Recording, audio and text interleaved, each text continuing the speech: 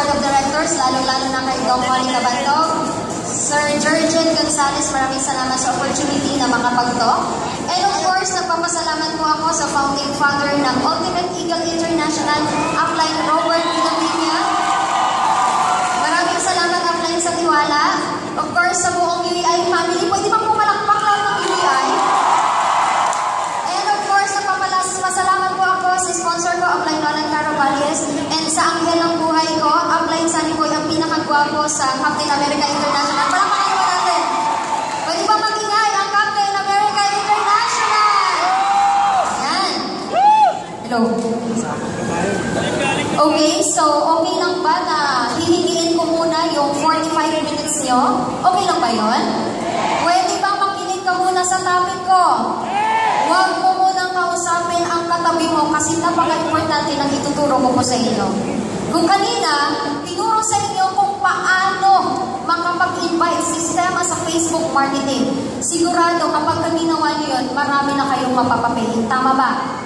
Yung ituturo ko sa inyo ngayon, ito naman yung leadership. Sabihin mo sa katabi mo, leadership. Ito yung mga kailangan mong gawin as a leader. Marami ka ng leaders. Kapag hindi mo alam paano sila i-keep, possible na mawawala sila. Tama ba? Okay, so sabihin mo sa katabi mo, handa ka na ba? Sa kabila, ready ka na bang matuto? Okay. Okay, ang topic ko, the major attributes of leadership. Ito yung mga kailangan mong gawin as a leader. Ang first topic, okay lang ba pakibasa? Ayan, unwavering courage. Kapag kasi sinabi mong wave, sa Tagalog, ano yun? Alon, ibig sabihin, minsan, tumataas, minsan bumababa. Hindi buo ang loob. Yung nakikita niyo sa picture, sino yung nakakilala dito kay Sir Christopher Columbus? Si Christopher Columbus, siya yung nakadiscover ng Amerika. May kwento. Along the way, ang sabi ng mga leaders niya, Upline, mukhang trouble. Ilang araw na tayo dito sa laot, pero bakit hindi pa rin natin nakikita yung hinahanap natin? Ang sabi ni Christopher Columbus, relax lang kayo. Ilang araw na lang at makikita din natin yung hinahanap natin. So after how many days, nakakita sila ng usok, and that was the time na na-discover nila ang isla ng Amerika. So ang tanong, as a leader, mabilis ka bang ma-discourage? Kapag sinabi ng mga leaders mo, Upline, 2 years na tayo nag-Facebook marketing, bakit wala pa rin nangyayari sa atin? Mag-quit na lang tayo. Tutuloy ka pa ba? What if sinabi ng asawa mo, kapag ka ginawa mo ang A-Global, iiwanan na kita. Itutuloy mo pa ba? What if 100 ang inupili mo, 99 negative, isa lang ang positive, tutuloy ka pa ba? Yes, as a leader, dapat tuloy ka whatever it is. Dapat buo ang loob mo. Sino yung nakakaalam ng success formula ng Ultimate Eagle International? Ang success formula ng Ultimate Eagle International, system plus leadership equals success. Sa leadership, hindi mo po kailangan maging magaling. Kailangan ma-relay mo lang yung message, very clear and very simple. Hindi mo na kailangan gumamit ng mga malalalim na words para magpa-impress. Ang isang leader, simple at mabilis maintindihan. May natutunan! Sabihin mo sa katabi mo, dapat buo ang loob mo! Sa kabila, tuloy ka, whatever it takes. Ayan. Next topic is, pakibasa po, self-control. If A is equals to success, sabayan nyo naman ako, then A equals to X plus Y plus Z. With X being work, Y play, and Z keeping your mouth shut. Sino nagsabi? Ang isang leader, dapat mataas ang self-control niya. Nag-meeting sa loob ng chatroom. Habang nagbabagsak ng topic, concerns, updates ang upline, merong isa or dalawa sa loob ng chatroom hindi nakikipag-participate. Meron silang mga topic. Ang tanong, leader ba kapag gano'n? Hindi. In-invite ka ng ibang grupo na mag-share sa chatroom nila. Ang sabi, Upline, pwede ka bang mag-inspire, mag-share sa chatroom ng grupo ko? Yung laman ng chatroom, mga OFW yan from Singapore, Taiwan, Kuwait. Ang sabi mo ngayon, yes, Upline. Noong nag-share ka na, dalawang oras ka na po nagsishare pero hindi ka pa rin tapos. Wala na yung mga tao sa loob. Nagsisin mode na lang yung mga FW. Hanggang ngayon nagsishare ka pa rin. Ang isang malupit na leader, alam niya kung kailan siya mag-stop. Alam niya paano tansyahin yung share niya. Hindi yung wala na yung mga tao, nagsishare pa rin na nagsishare. May natutunan ba? May natatamaan. Sabihin mo sa katabi mo, dapat may self-control ka. Sa kabila, sabihin mo, dapat ikaw din. Okay? Next topic is, pakibasa po, a keen sense of justice. Ang isang leader dapat fair siya sa lahat ng decision making niya. Hindi natin maiiwasan. Merong mga leader sa baba na merong pag-aaway, hindi magkakaunawaan. As a leader, kapag nakita mo yung mga leaders mo sa loob ng chatroom nag-aaway, sasali ka ba? Ang isang leader, hindi siya sumasali sa away ng mga leaders niya at wala siyang papanigan. Ang gagawin ng isang leader, kakausapin yung mga leaders niya kung ano yung reason, bakit sila nag-away sa loob ng chatroom, pero wala siyang papanigan. Papakinggan niya lang yun, pero wala siyang papanigan. May natutunan. What if involved ang kapatid mo? Papanigan mo ba yung kapatid mo? As a leader, dapat wala kang papanigan. Sabihin mo sa katabi mo, dapat fair ka. Sa kabila, lalo ka na. Ayan, next is definiteness of decision. Ang isang leader, kapag ka nag-decide siya, hindi pa bago-bago. Pwede matanong, sino yung mga madalas magbago ng desisyon? Lalaki o babae? Sino yung nagsasabi na yung mga lalaki ang madalas magbago ng desisyon? Taas kamay. Sino naman yung nagsasabi na yung mga babae yung madalas magbago ng desisyon? Kayo ang nagsabi nun. Way back 1980s, yung mga babae sila yung mga pabago-bago ng desisyon. Pero sa generation ngayon, yung mga babae, sila na yung mga malulupit sa decision making. Palakpakan ka natin. Okay? Basahin natin, definiteness of plan. Create a definite plan for carrying out your desire and begin at once. Whether you're ready or not to put this plan into action. Sino nagsabi? You must carefully plan your work and work your plan. Sa Tagalog, gumawa ng plano at gawin yung plano. Sa totoo lang, sobrang mga daming leaders talaga. Pamiting ng pamiting. Ang dami-daming plano. Pero hanggang ngayon, di isa sa mga plano niya, hindi niya pa nasisimulan. Kapag kapag ginagawa ang business, nagplano ka a year from now, makapag-create ako ng grupo sa Nigeria, sa PNG, sa Singapore, sa Taiwan, dapat ngayon palang sinisimulan mo na. Tama? Kapag ikaw OFW, nagplano ka 2 years from now, after ng contract mo, mag-forward ka na sa Pilipinas para hatawin yung global, dapat itutuloy mo yan. Baka kasi meron ng mga problems, hindi mo na itutuloy yung plano mo. As a leader, dapat ituloy mo yan. Sino yung nakakilala kay Henry Ford? Nakakita ng Ford. Okay. Si Henry Ford, siya ang CEO ng Ford. Isa sa mga attributes niya, mabilis siyang gumawa ng plano, pero matagal bago niya baguhin yung mga plano niya. Ibig sabihin, kahit anong pagsubok ang tumating, itutuloy at itutuloy niya yung plano niya. Ganun ka ba as a leader? Sabihin mo sa katabi mo, simulan mo na ang dati mong plano. Sa kabila, yung sa'yo din. Okay, next topic. Basahin natin, the habit of doing more than paid for. If you're willing to do more than you're paid to do, soon you will be paid for what you do. Sino yung mga dating empleyado? Pwede bang tumaas yung kamay? Kapag pa sobrang sipag ka sa kumpanyang pinagtatrabahuan mo, nag-go-overtime ka, you do labor of love, you take ownership as if ikaw yung may-ari ng company, anong gagawin ng boss mo sa'yo? Possible ma-promote ka? Kapag ikaw OFW, sobrang sipag mo, nakita ng boss mo, anong pwedeng gawin sa'yo? Pwede kang i-extend? Pwedeng i-renew ang contract mo? Bibigyan ka ng pera, mamahalin ka ng boss mo. Dito sa network marketing, kung gusto mo maging successful, meron ka rin gawin. Ano yun? Kailangan mo mag-serve. Sabihin mo sa katabi mo, kailangan mo mag-serve. Di ba may mga fish cage tayo, doon pinapasok lahat ng mga prospect. Maraming inquiry. Ikaw naman kasi admin ka ng grupo, OPP ka lang ng OPP. Anong tawag doon?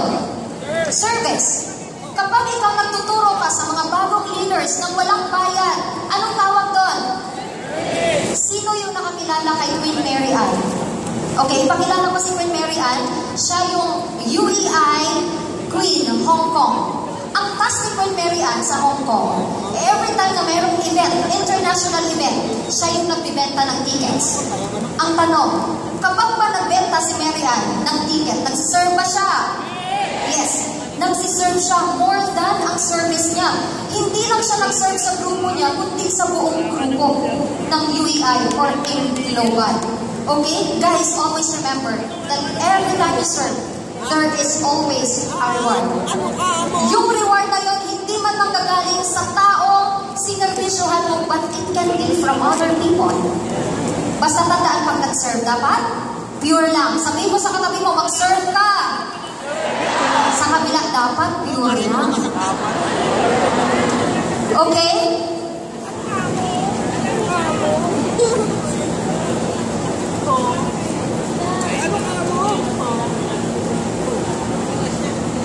Balik tayo.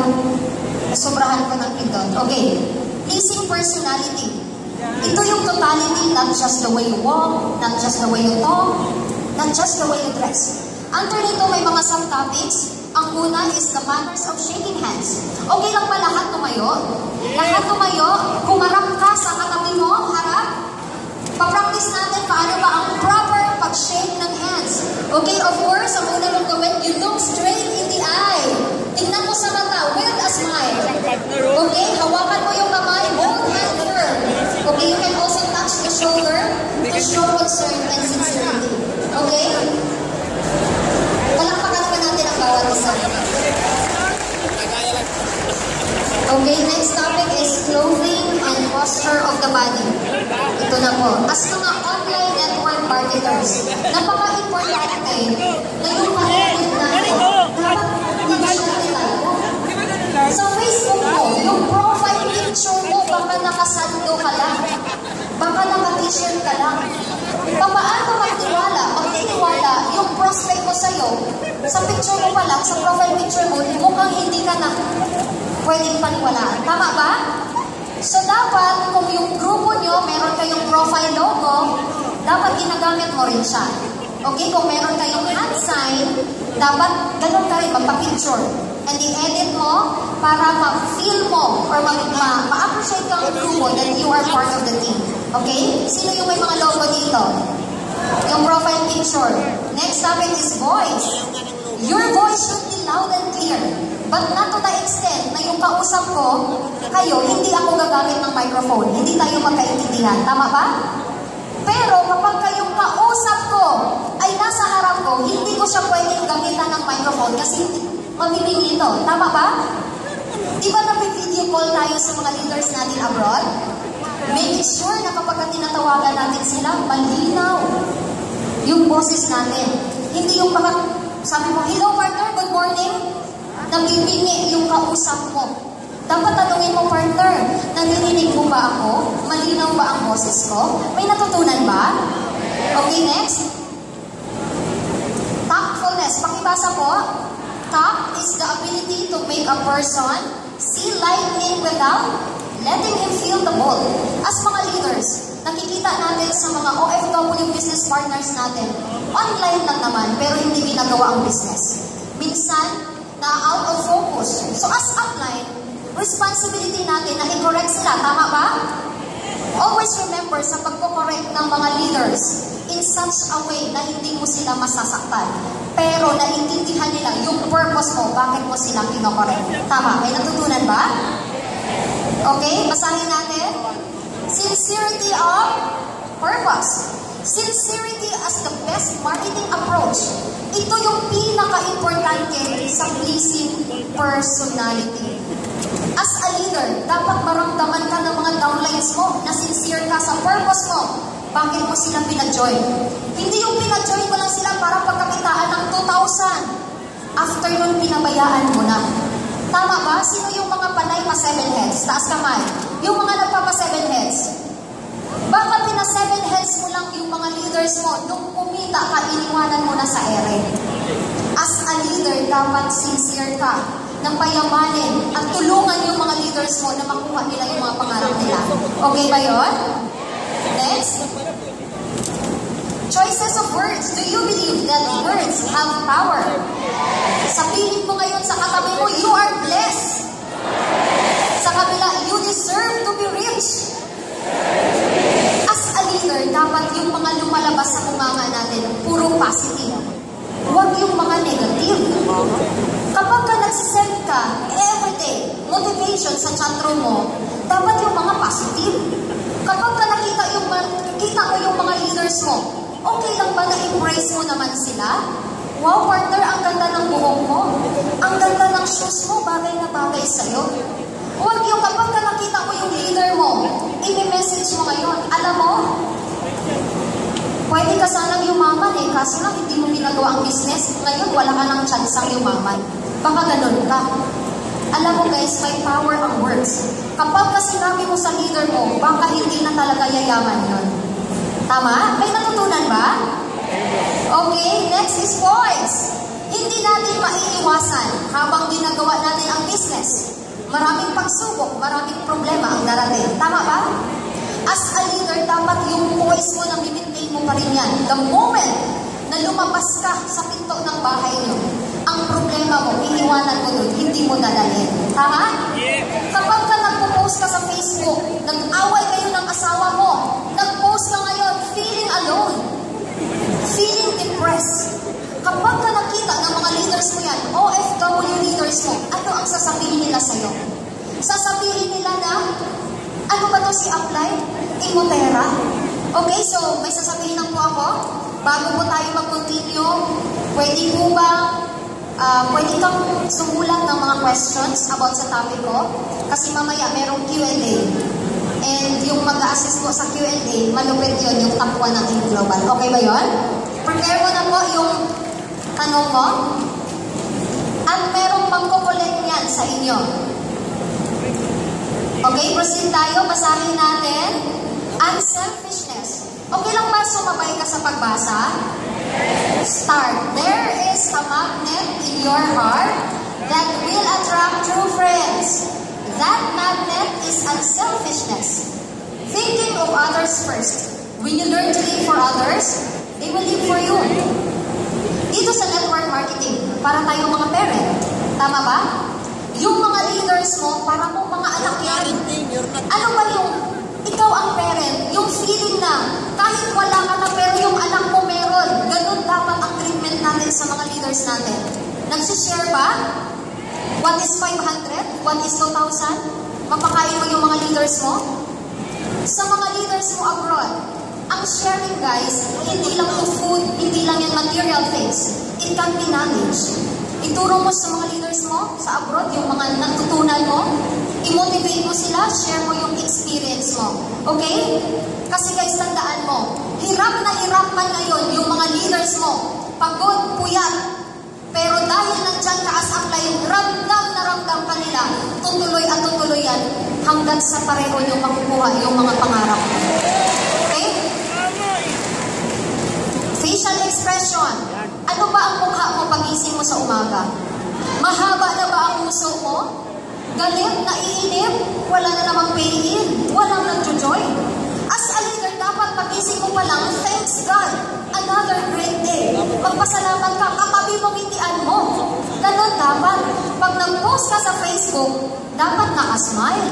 Kung hindi ka lang naman nakasmile, huwag ka na mag-post sa Facebook. Alam mo ba guys, kapag ka nakita ng mga leaders mo, nakasmile ka sa Facebook, nagbabawasan yung pagod nila. So okay lang ba i-practice mo yung turo ni Sir John Aspirin? 10 yun. Pag na-master mo yun, babahayin ka ng pains. Gusto mo ba yun? Okay? Dominating thoughts. Basahin natin. Our minds become magnetized when the dominating thoughts we hold in our minds, and these magnets attract to us the forces, the people, the circumstances of life which harmonize with the nature of our dominating thoughts. Naniniwala po ba kayo na very powerful yung mind natin? Kapag ka harap mo mangyayari? Minsan inisip mo yung kaibigan mo dati, tapos nagulat ka, bigla siyang dumaan sa harap mo. Bigla siyang nag-message sa'yo, kamusta ka na? Kaya dapat ngayon pa lang, iniisip mo na, ina-attract mo na, ano ang mangyayari sa'yo dito sa AIM Global. Sabihin mo sa katabi mo, this year, magiging millionaire circle ka na. This year, magiging global ambassador ka na. Sabihin mo. Next year, ilalabas mo na ang first car mo. Masarap ba? Masarap ba? So dapat guys, ganun po tayo. Iniisip po dapat natin, ina-attract natin ang pwedeng mangyari sa atin. Okay, next. Ayan, basahin natin. Mukhang mataas ba ang energy level or sobrang taas? Kapag ginagawa natin ang business, dapat palagi tayong masaya. Ang energy level natin sobrang taas. Sa AIM Global, sino yung kilala nyo na sobrang taas ng energy? Si Sir John Aspelin. Yung tipong kapag ka sinabi si Sir John, good morning! Ikaw kahit natutulog, magigising ka. Magigising lahat ng natutulog sa'yo. Tama ba? Kaya dapat kapag power na power ka, pumunta ka sa baba mo, hawaan mo sila. But when you're down, wag na wag kang pumunta sa baba mo kasi mahahawa mo sila. Ang gawin mo, pumunta ka kay upline mo para mag-power ka niya ulit. Okay ba yun? Okay, next. Honesty. Basahin natin. Honesty is the first chapter in the book of wisdom. Be honest even others are not. Be honest even others will not. Ibig sabihin, honesty, nagsasabi ka ng totoo. Kanino ka dapat unang maging honest? Sa sarili mo. Paano ka pa maging honest sa ibang grupo kung sa sarili mo pa nga lang hindi mo magawa? Tama ba? Minessage ka ngayon ng apply mo, partner, palagi ka namang online. Sigurado, alam ko, marami kang ino-OPP. Sabi mo, ayaw mo mapahiya kay apply, kaya nagsinungaling ka na lang. Sabi mo, ay yes, apply. Actually, ang dami kong ino-OPP.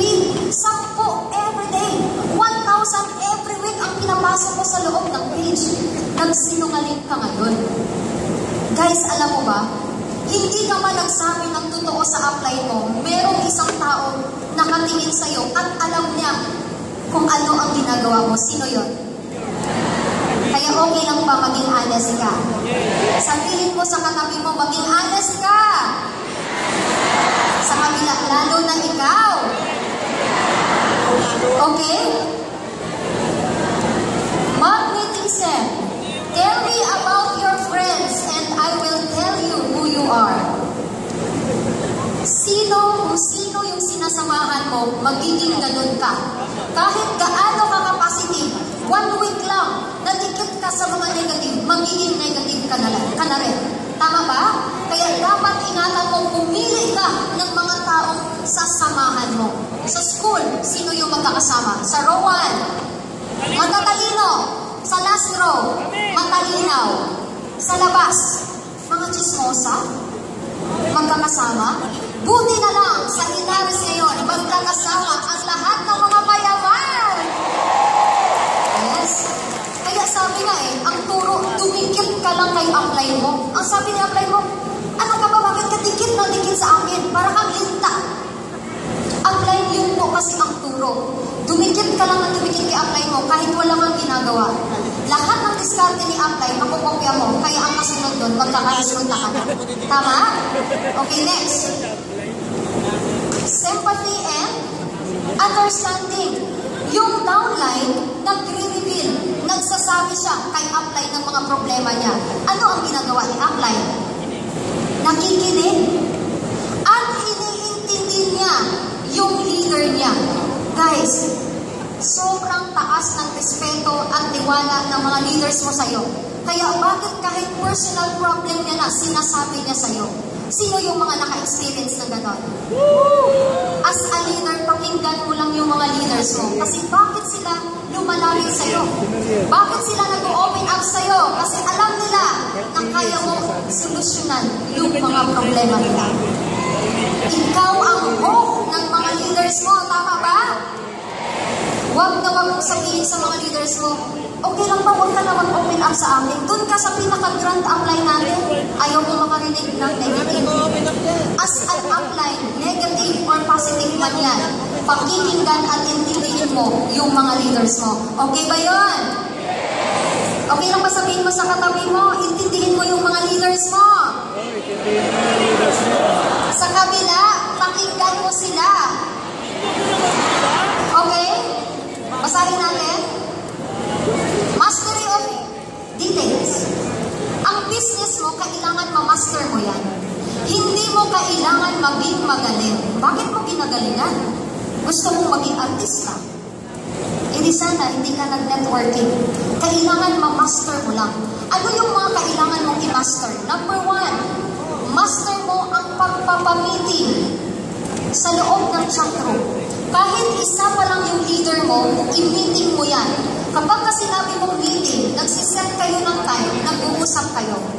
Pag meron kang leader dumating, OFW, nag-for good, kahit isa pa lang yan, dapat mini-meeting mo na. Kahit nagkakapilang kayo at nag-uusap, meeting na yun. Ang pagpapamiting, guys, at least twice a week. Okay? Kapag ka malaki na yung grupo mo, dapat consistent ka din sa pagpapamiting. Number 2 na kailangan mo i-master, ito yung kailangan master mo ang ins and outs ng business mo. Ibig sabihin, kailangan marunong kang mag-network online. Marunong ka rin mag-network offline. Alam mo dapat kung ano yung basic. Ang 5 pillars of network marketing, sino nakakaalam? Prospecting, ano yon?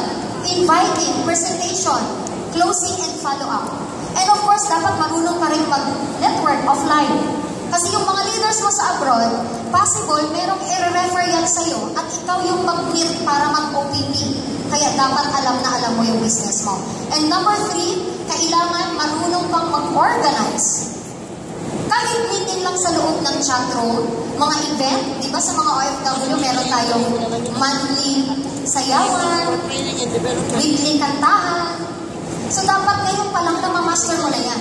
And yung pagbibigay ng mga task sa mga leaders mo, kunyari, today ikaw yung mag-discuss ng NDO, bukas ikaw sa ASAP, bukas ikaw sa season. Dapat na ma-master mo na yan. Because later on, lalaki ang grupo mo, ikaw, mag-organize ka na rin ng malalaking event katulad ng mga leadership training. Gusto mo ba yun? So sabihin mo sa katabi mo, dapat i-master mo.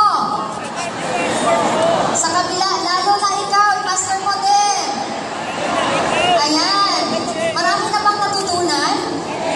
Next is willingness to assume full responsibility. Sa military, mayroon tayong tinatawag na command responsibility. Kapag ka pumalpak yung troop, sino yung sisisihin? Yung commander. For example, nag-delegate ka ng task sa leader mo. Ang sabi mo, partner, okay naman bukas, ikaw yung mag-conduct ng NDO training sa loob ng chat room. Kinabukasan, walang NDO na nangyari. Ikaw ngayon as a leader, pinagalitan mo na yung leader mo. Sabi mo, bakit hindi ka ganyan-ganyan? Hindi ka nag-conduct ng training sa loob ng chat room. Guys, ang isang malupit na leader, walang maraming saksak. Hindi niya sinisisi yung leader niya dahil hindi nakakandak ng NDO. Sisisihin niya yung sarili niya kasi bakit? Hindi siya pumili ng capable na tao para sa task na yun. So as a leader, anong gagawin niya? Mabilis siyang humanap ng paraan. At kapag walang gumawa, automatic siya ni mismo ang gagawa. May natutunan ba? Okay, next. Pakibasa po. Cooperation. Pakisabing cooperation. Leadership calls for power and power calls for cooperation. Ang dami nagsasabi, upline. Bakit kapag ka nagpapatawag ako ng meeting sa grupo ko, bakit hindi sila umaattend? Bakit walang dumarating? Alam mo ba yung reason? Kasi ikaw, kapag ka nagpatawag ng meeting ang upline mo, hindi ka rin umaattend. Kaya bakit yung mga leaders mo hindi nakikooperate yan sa'yo? Kasi ikaw hindi ka rin nakikipag-cooperate. Merong meeting sa chatroom, hindi ka nakikipag-cooperate. Nakikipag-cooperate ka lang kapag ka maraming pay-ins ang grupo mo. Sa loob ng chatroom, power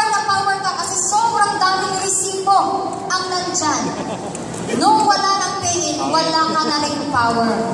Leader ba kapag ka ganon? Katulad ngayon, lahat ng leaders mo nandito umating ng training, pero ikaw apply, wala ka. Hindi ka nakikipag-cooperate. Sabihin mo sa katabi mo, mag-cooperate ka. Sa kabila, ikaw din. Okay? So next topic ko po, ito po yung causes of failure in leadership.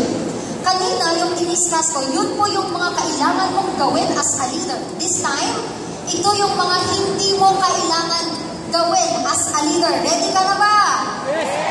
Okay, first topic. Basahin natin. Inability to organize details. Ang isang leader dapat organize. Malalaman lang na organize ka kapag kayong plano, hindi pa bago-bago. May emergency. Ikaw pa na-apply ang unang nagpapanik. May nag-away lang sa loob ng chatroom mo, natataranta ka na. Ang isang malupit na leader, relax lang and compose. Tama? As a leader, dapat talent manager ka. Sabihin mo, talent manager. Marunong kang tumingin ng mga capable lieutenants sa baba mo. Tama? Kung yung leader mo, online palagi and responsible, pwede mo siyang gawing admin ng page. Yung leader mo, palaging online, willing mag-serve, gawin mo siyang professor ng elite training nyo. At ikaw din po, as upline, as leader, dapat kilalanin mo rin yung sarili mo. Yung strength mo, ima-maximize mo yan. Yung weaknesses mo, unti-unti mo yung i-develop. Pero dapat ang focus mo doon sa gifts and talents na binigay sa'yo. Kasi kapag yung gifts and yung talents na i-share mo sa maraming tao, maraming yumaman, magkakaroon ng natural spark. Yayaman ka rin dito. Gusto mo ba yun? Okay, next. Basahin natin. Unwillingness to render humble service. A servant's heart. Ang isang leader dapat laging willing mag-serve. Kapag binigyan siya ng apply ng certain task, hanggat sa kaya niya, wala siyang ibang sasabihin kay apply, kundi yes, apply, copy, apply. Kaya ba yun? Alam niyo ba ang reason? Para maging good leader ka, kailangan mo munang maging good follower. For example, may leader ako sa Singapore. Ang sabi ko sa kanya, partner, okay lang ba gawin mo ang task na to para sa buong grupo? Ang sabi niya sa akin, ayoko apply. Hindi ko naman mga downline yan. And besides, wala naman akong kikitain dyan. Anong ginawa sa akin? Nag-refuse. Ang ginawa ko, pumunta ako sa leader ko sa Hong Kong. Minessage ko ngayon, partner, okay lang ba gawin mo ang task na to para sa buong grupo? Ang sabi niya sa akin, yes, apply, gagawin ko yan, whatever it is. Nag-accept siya ng task. Sa dalawa na yon, sino yung good follower? Yung leader sa Singapore or yung leader sa Hong Kong? Sino yung makakuha ng diskarte ng isang malupit na leader? Yung sa Hong Kong. Yung sa Hong Kong, yung makakuha ng diskarte ng isang malupit na leader. Kaya ngayon, alam mo na, para maging good leader, kailangan mo muna maging good follower. Sabihin mo sa katabi mo, maging good follower ka. Sa kabila, lalo na ikaw. Ayan, next.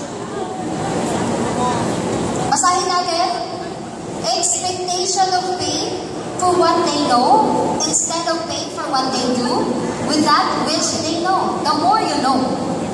Ang daming mga nagsasabing, apply. Ang tagal-tagal ko na dito sa Global. Yung NDO ni Sir Georgian Gonzalez, memorize ko na yan. Twice a week ko pa nga yan, pinapanood sa YouTube. Yung OPP ni Sir Arnold P, kahit ipikit ko yung mga mata mo, memorize ko na rin yan. Pero apply, bakit? Hanggang ngayon wala pa rin akong resulta. Kasi hindi ina-apply yung training. Tama ba? Kaya dapat kapag ikaw, meron kang knowledge na nakuha, dapat i-apply mo agad. Kaya dapat as a leader, hands-on ka. Ikaw muna yung gumawa bago ka mag-delegate. Kagagawa mo lang ng chatroom ngayon. Sabi mo kaagad sa mga leader mo, ikaw yung magbagsak ng training, bukas ikaw naman. As a leader, dapat ikaw muna. Minamaster mo muna bago ka mag-delegate. May natutunan ba? Okay, next topic. Basahin natin. Fear of competition.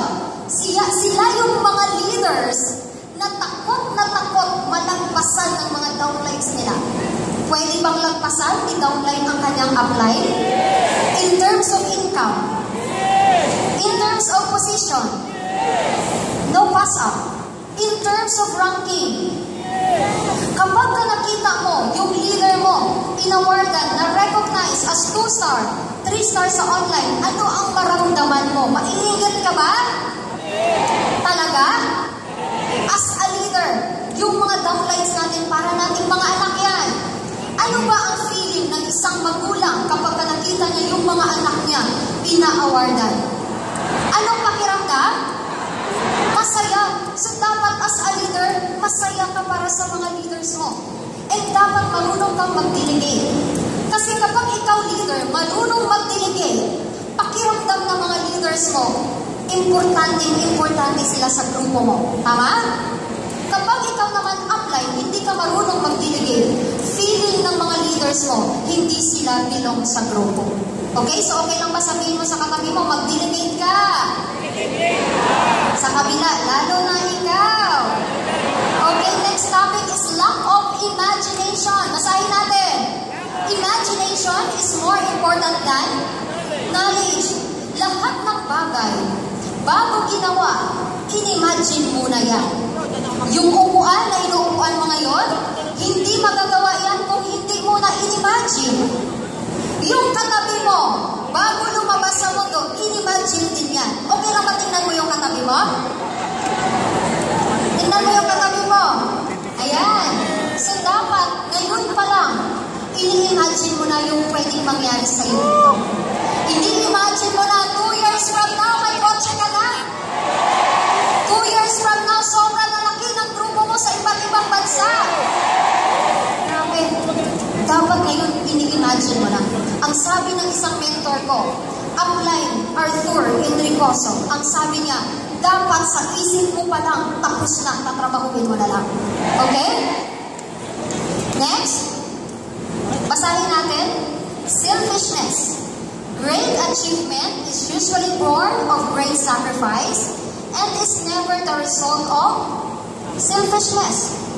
Sila yung mga leaders na mahilig magpasipsip. Mahilig mag-claim sa effort and honor ng ibang tao.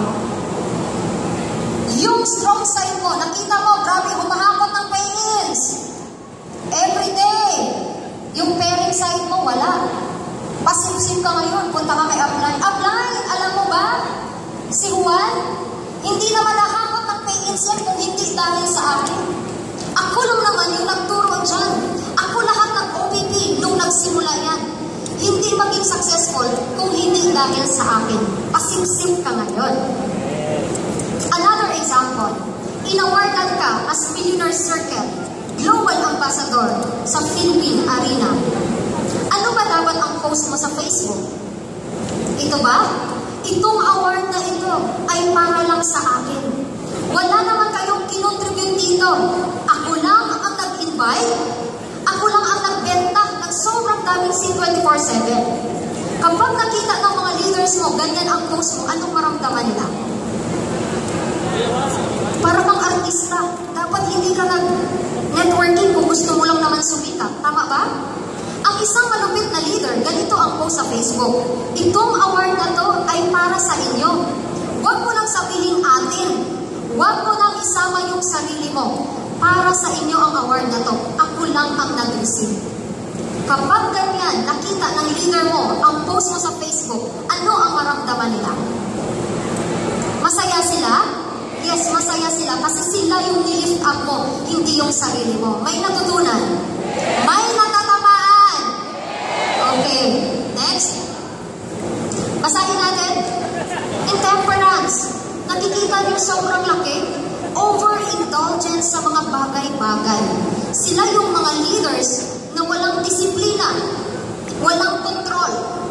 Sino dito natutulog 2 hours a day? Pwede bang tumaas kamay? 2 hours a day? 3, 5, 8